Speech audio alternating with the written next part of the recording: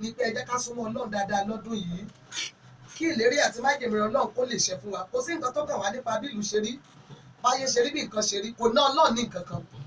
Kò sí tó kọ Ọlọ́run nípa pé ò kàwé, ò léèyàn, ò lóbi. Àwọn tó lóbi tí ò rà àánú gbà ń kọ́. Súnmọ́ Ọlọ́run nípa bẹ́ẹ̀ ohun gbogbo ní ṣe fún Ọlọ́run. Jẹ́ aládùúà.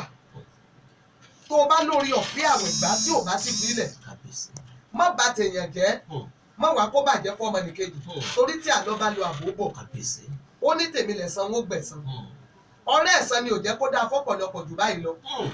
Bẹ́ẹ̀ ni ọ̀rẹ́ ẹ̀san kan táwọn ẹbí ẹ̀ ti ṣe, ìwọ náà wàá má jẹ́ kí ẹ̀san yẹn kó tún kọ̀ntínú.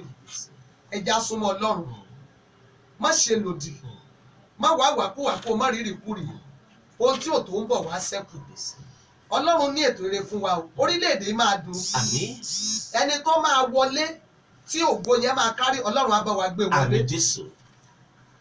Yóò dára fún wa o.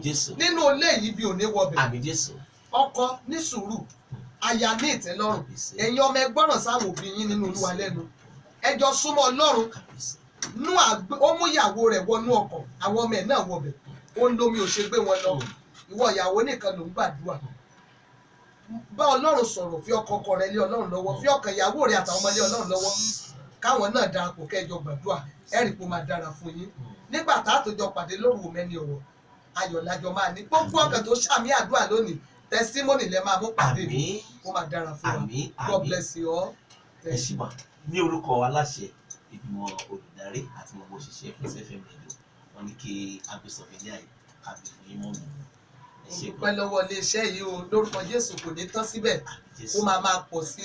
Bàtà tó máa ṣe ọdún tó ń bọ̀ lórúkọ Jésù, ògo yẹn ti máa jù báyìí lọ, ẹ̀ka rẹ̀ ti máa jù báyìí lọ, torí àṣírí tí ẹ̀ka ìlábẹ́kúta o, lórúkọ Jésù Ọlọ́run máa gbé débẹ̀. God bless you all. Thank you.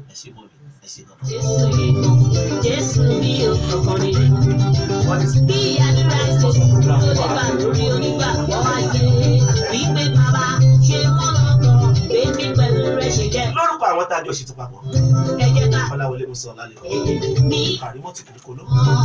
kákéde Jésù lágbàáyé, wípé Jésù yìí kò ní ìfẹ́. Ọpẹ́yẹmí Quadri, Ẹ jẹ́ ká jáde ní ohùn kan. Ọpẹ́yẹmí Ìsáǹsá, Jésù lágbàáyé, wípé Jésù Mercy Ọmọkí, ẹ̀ẹ́dẹ̀ kan. Comfort lọmọ láti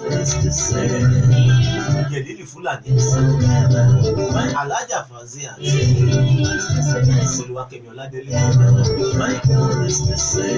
Ọmọ Fàyímọ̀, ní èyí bàbá tó jẹ́ ọmọ Balógun, the extraordinary presenter, Prince lọmọjọ Balógun. A máa pàdé ní ọjọ́ Sunday láago 3 ní ìkànnì yìí lórí ètò òru mẹ́ni ọ̀wọ́.